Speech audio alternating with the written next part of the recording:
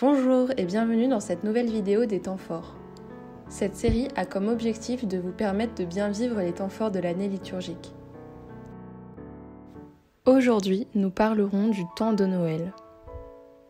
Prolongement de la fête de Noël, le temps de Noël est le temps de l'année où nous pouvons contempler la vie de Jésus dans son enfance jusqu'au début de sa vie publique. Voici pendant 30 ans sa vie cachée à Nazareth. C'est pour ça qu'on fête la vie de Jésus en famille ou fête de la Sainte Famille, le premier dimanche après Noël.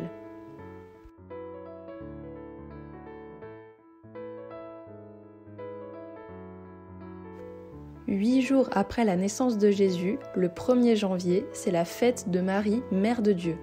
C'est à Marie, après Dieu, que nous devons Jésus, notre Sauveur. Il est vraiment fils de Dieu et est vraiment fils de Marie. Cette vérité fait partie de notre foi chrétienne.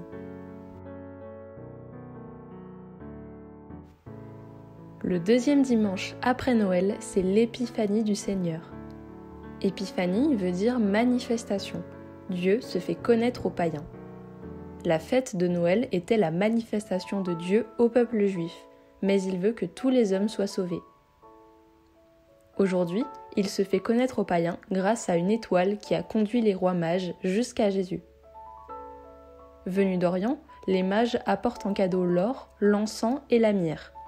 L'or est offert au roi, l'encens à Dieu et la myrrhe à l'homme mortel.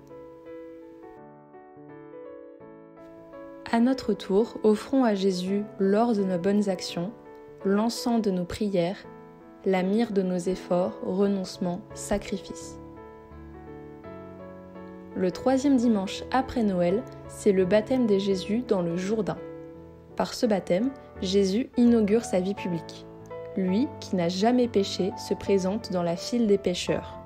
Il prend sur lui tous nos péchés, ceux de l'humanité tout entière. Il se charge de nos péchés. En échange, il nous communiquera sa vie divine.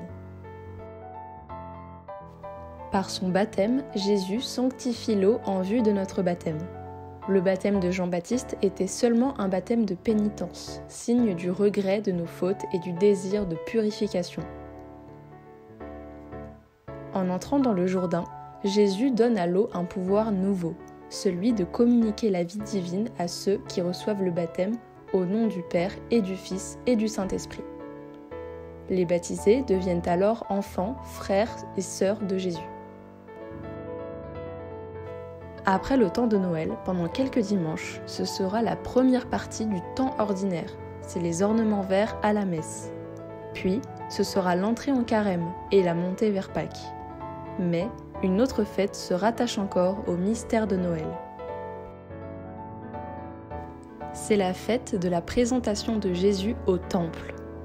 La loi prescrivait que tout garçon premier-né soit consacré au Seigneur.